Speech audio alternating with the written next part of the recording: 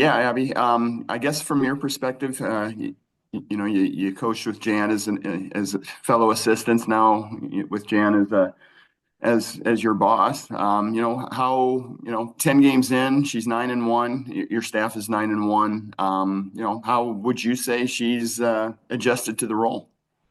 Yeah, definitely. Obviously coached with her, played for her too, so she's been my boss a time before. But no, it's been just really, really great. I think obviously all the experience that she's had, she's, been able to do really everything except for that in-game coaching, right? Was able to do a little bit of it when we were in Europe a couple of summers ago. But so just for her, it's like she's just kind of going along, doing an amazing job in all the different areas. But waiting from May until, November to get that first like in-game coaching experience, that was just kind of always on the table. And then just to see her navigating that and figuring out her way and doing it, with such grace in real time, it's been really awesome. I think the other thing that's been, a really important part for her is obviously, as a head coach is putting together your first staff, right? And so there's a few of us that have been around. There's some new voices, and then there's just some elevation of different voices as well too. So I think the really neat part is Jan has really made it into a situation where there's six coaches now, and all five of us, assistants, have a really strong voice in different areas. We're doing some things the same. We're doing some things really different. Brought in some really good outside ideas and opinions. And Tanaya Davis, right? She's been here. She played. She was here last year, but I think she's really had a chance to speak up a little bit more and help add some things to us, assist me a little bit in the working with the point guards. Obviously, she's just so knowledgeable and talented in that area too. So I think that's been a really big part of it as well. Thank you. Dargan? Yeah, it's funny you mentioned Tanaya because I was going to ask. One of the roles that Jan had to give up that maybe was a little under the radar was Lisa's get back coach when she Oh, gets yeah. Tanaya had to dip into that role a couple times over the weekend. Just how did you guys determine who would be the one that would kind of reel Jan back in if the Yeah. team is still too close to potential? Right. Yeah, no, that's a good observation. It wasn't actually totally determined. We don't have it specifically like a football squad. Jan always did it over the years. I think Tanaya's the closest and the quickest, certainly, to get to her and get her back. And she's been doing a great job with that because I think moving down the bench and as we're seeing different things, you don't always really see when she's starting to get after it there. So Tanaya's done a great job there as well. Ethan, do you have one?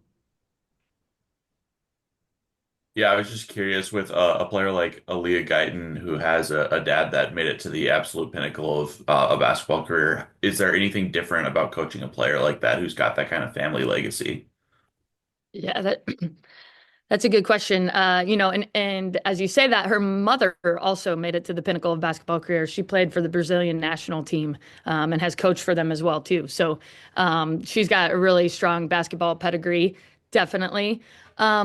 I wouldn't say that there's anything specifically, different per se about coaching a player like that. I would say Aaliyah, in and of herself, she is obviously has a very high IQ and clearly is a very driven human being. To come back off an injury like that, come into your first game, right before we leave for Cancun, she had crazy nerves going into that Washington State game, right? Taking off the warm up top, getting in there just for those last couple of minutes. And then what are we, 3 weeks later? Not even probably to go in and hit a dagger like that in the biggest game of the year. Like that kid is just really made of something special. She's going to be an outstanding Iowa point guard. The way she plays the game is a lot like, you've seen of Kathleen Doyle, Sam Logic.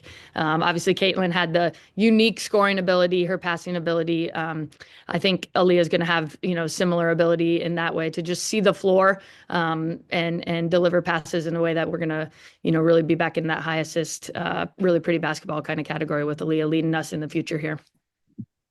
Jeff? Excuse me. Yeah, how gratifying was it to see Sid play kind of like the Sid of old? Obviously she's been kind of slow out of the gate with with coming back from the injury. Did you see last year's Sid late in the game against Iowa State? Yeah, definitely. I would say, certainly Sid really, at the end of the game, I gave her a big hug and she led us. We had about 2 minutes left there in the third quarter. That timeout we called, we're down 10. Jan's in the huddle and I'm kind of looking and you see Sid and I actually saw Kylie's eyes really looking like, okay, we got this. We can do this, And I think it was those two that came out and hit back-to-back threes, right? Seniors really stepping up in those moments. And so Sid obviously really took over getting to the rim and making some things happen that way. I think as a leader, sometimes when you have really high standards and expectations of yourself, if you're not performing that way, it can often be hard to lead as well with your voice. And so I think we kind of missed a little of Sid's leadership with her voice because she was a little disappointed in her performance early on. And so being able to get her back performing, on the floor is going to increase her leadership ability to, working with her to make sure she's always got that voice for us. But we're going to get, seeing her perform on the floor gives us a lot of confidence that we're going to get both things back. And I would say, with Kylie too, like, you think about the role that she's had. I actually, during the starting lineups, it was the last two of them sitting there on the bench. And you just, as a coach, you kind of think back to the journey these kids have been on and think of all the conversations you've had with them about, not playing or all the different hard stuff they go through. And then you see them get to have a moment like that. And there's just not a whole lot, more gratifying than that. But, even Kylie to go 0 for 6 and not skip a beat in her motor, her effort, her attitude, her, buy into the team, be ready to knock down a couple late in the game.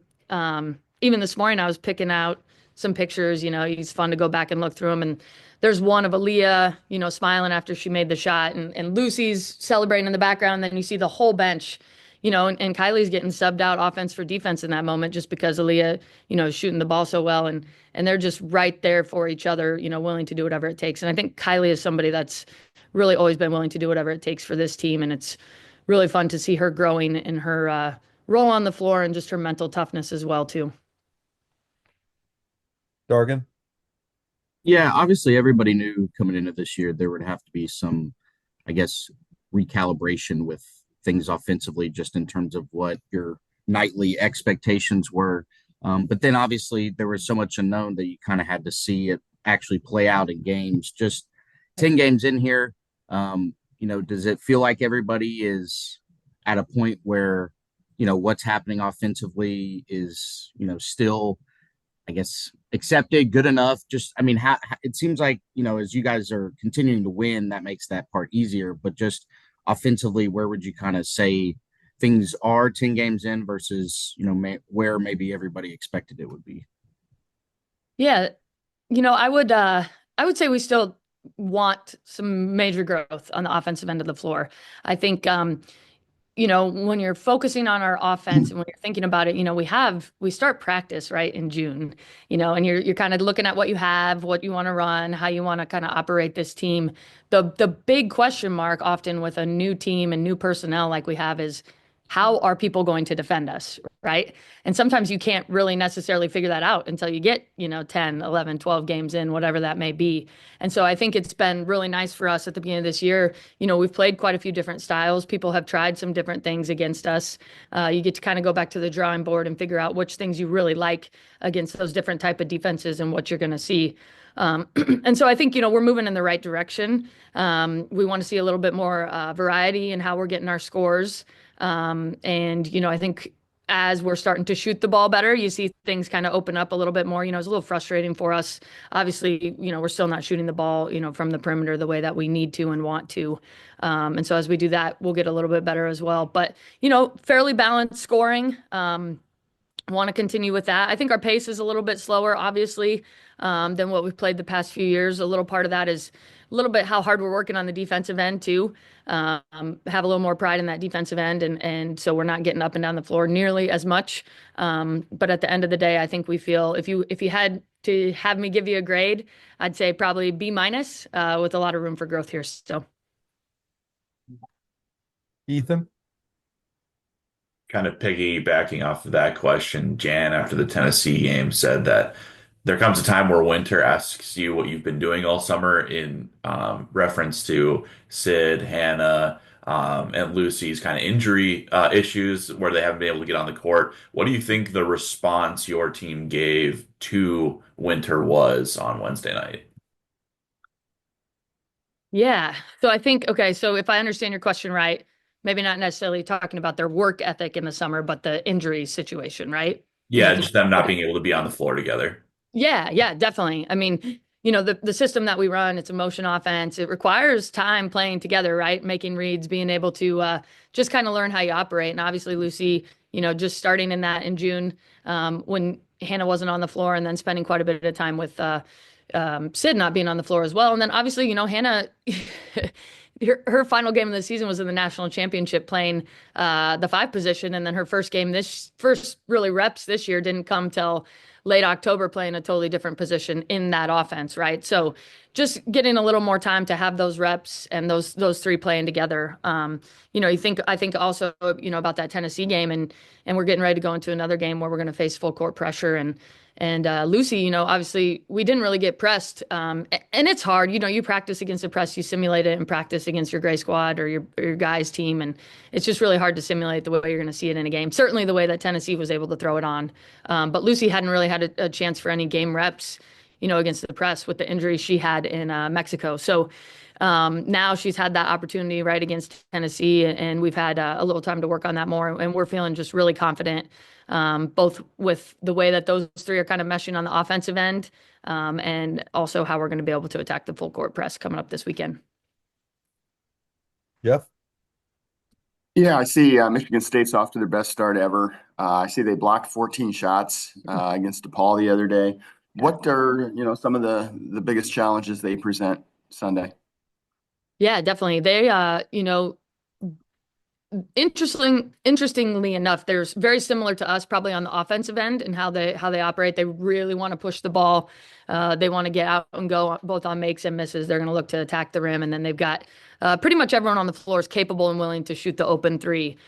So they're scoring 90 plus points a game right now, getting quite a few of those off of turnovers as well. But they're pretty potent on the offensive end, and then defensively, they're big, right? They're 6 foot plus in the starting lineup mostly. And so that gives them the capability to switch a lot of things, to take up a lot of space and really make it hard to attack the paint.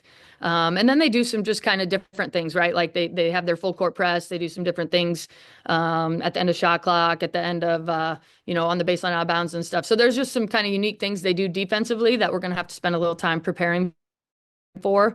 And they're a veteran team, really, even though their coach is only in her second year. They've got grad transfer in the starting lineup. Julia Ayrault's been there, the whole time, and she's just outstanding, very versatile player. Grace Van Sluten's coming in. She's a transfer, and a really key player for her. Then they bring in some grad transfers off the bench that have some really good experience as well, too. So, and they're 9-0. They're feeling confident. We got them at home last year, obviously on a memorable shot. So they're going to be really ready to come after us on Sunday. Dargan? Yeah, you guys obviously knew the Big Ten with the new teams coming in was going to be even tougher, on top of an already tough league. But with conference play starting, just as you kind of peek around the league, I mean, how deep and how, I guess, treacherous can the Big Ten journey be this year, even on top of it already being tough, most years? Right. It seems like every time we expand the conference, the women's basketball, league is the one that gets the biggest, the jump in the talent and what we're bringing in. So obviously with those West Coast teams, there's a lot of really good basketball being played. I think Nebraska's playing pretty well. Indiana maybe was off to a little rougher start, but they're changing their system and figuring things out, and they're going to be really good. And Ohio State certainly. So this time of year, quite honestly, Darkin, we don't get as much chance to dial into seeing actually the games. We're seeing the scores and things like that, but starting already this weekend, then we're going to be really, focused obviously on the Big Ten season. And that's what's so cool is you're learning, you're gathering, you're growing, and then you kind of get that restart, right? We talk 1-0 all the time with our team. Well, it's really fun, that first Big Ten game. It's a true, 1-0, really everything, nothing else matters at this point, and you start right here, and now we're competing for championships, which turns the page to really that second part of your season. Ethan? You mentioned the 3-point shooting not being where you wanted it to be. What do you need to do now in season to get the 3-point shooting to where you guys would like it to be and where you're satisfied with it? Yeah, it's a really good question. We've looked at it a lot, and often in years you can kind of look and see and really equate it to shot selection, right? As long as you're taking the right threes, you feel confident that the percentages are going to creep up because there's no question that our women do the work. That's why kind of that whole summer to winter question kind of threw me just a little bit because, I know in the summer they're in there putting the work in, definitely. And so, but we do feel like we've taken some pretty open threes. Like we've been pretty good about making sure we're not forcing anything that's not that's contested or out of rhythm, those type of things. So I think it's going to just be we're going to have to kind of continue to mix. I know Jan talked about kind of mixing those lineups. I think we've got 10 really, really talented players on our team that can step up any night. And I think, more so than maybe even in the past, we're just going to have to be willing, whoever it is that's got the hot hand, that they're out there that night, right? It could be a different person each night, maybe a little bit more by committee versus having a sharpshooter that's sitting out on the floor, obviously like a Kate or a Gabby was for us. Jeff? Yeah, you talked a little bit about voice and, leadership and stuff like that early on. Uh, Obviously your big voice from last year is gone. Lucy's new. Hannah's kind of a quiet individual. Where is the team voice coming from? Is that Sid or is it somebody else? Who's the one that's really stepped up that way? Yeah, I think Sid does a lot of it for us, and Lucy certainly is working her way into that. She does a lot of it through her play. Sometimes people say you can't be a leader by example, and I've disagreed with that. I think Megan Gustafson was the best example of that you can, and she just what she did every day on the court made everyone else around her better by that work ethic and everything. So I think Lucy's a little bit of that, but certainly Jada Gemfe is a captain for us, and similar to what I mentioned, with Sid. Sometimes it can be a little hard when you're not necessarily getting on the floor. You kind of have to understand your value and feel confident in your voice regardless of your playing time. And I think Jada's really kind of had to learn that a little bit. And I think she's really coming into her own in that role right now. I thought we saw some really great leadership out of her in the Iowa State game. And that's something that we want to continue because in some cases you can see things even better, right? You're just a little bit more level-headed with what you're seeing on the bench than sometimes what you're seeing on the floor. So we need to keep encouraging her and getting a lot out of her from that regard. And then you know what? This freshman class, quite honestly, they are not afraid to step up, lead, to speak. Taylor Stremlow certainly. Callie Levine does a great job of bringing energy and being a voice in practice as well too. And Aaliyah as well. She's a truth teller out there, so she's gonna help us ask questions and kind of dig deeper on some things when we need to throughout practice. Just real quick, you talked about Jada a little bit. There was a moment that she went up. It was kind of a pivotal time in the game. She got up off the bench and she went to Jan real quick. I don't know if you remember that when Jan was standing up. Anything in particular that was about there? Yeah, I think she mentioned a play that she thought maybe would be something that we should look at, and I believe Jan ended up going with it, and I think we drew a foul on it too. So it was something she had seen from the bench, a mismatch, and something that she thought we should give a shot. So really cool moment for her and for Jan too. Okay, thank you. Yeah, you're welcome. Dargan? I'm good. Thank you, Abby. Appreciate it. You're welcome. Ethan? I'm curious with Northern Iowa being situated in between, like right at the middle of your guys' conference start, what's going to be the challenge there where it's like you have the different mindset of conferences starting and then you have to drop back for this really big in-state game and they're playing hot and then you go right back to conference play? Yeah, I think we've done that for a couple of years here. We've had this early conference game. I think it's, quite honestly, it's better to go into UNI after this than to drop back into somebody that, might be a little harder in terms of maybe getting yourself up for that game type of thing. Our players, I think the biggest challenge is that's finals week. So we're going to come back from Michigan State. They're going to have to take on their finals, and then we're going to have to get quickly focused for that UNI game. It's on a Friday night. Typically, it would have been on the weekend, but we had some scheduling issues. So getting that kind of quickly turned around. And you talk about a young right? A young team, a team that we're relying on a lot of our youth. This is their first finals week, their first time having to stay focused in and locked in before they go home for Christmas, right? A lot of times that can be a hard thing for freshmen. So just things that our staff has to be aware of, make sure we're talking through and helping them in the ways that we best can so that they can be, you know, fully prepared and their best selves come that UNI game, which I don't think we'll have a problem with because certainly, obviously, they have everybody's attention. They're really doing an amazing job the way they're playing offensively. And the teams they've been able to be with and knock off. Have time for one more, Jeff. Yeah, I'm good. I'll send it to someone else if they want it. perfect. All right, thanks, Abby. Yeah, thank Thank you you. guys. Thank Have you. a good day. You too.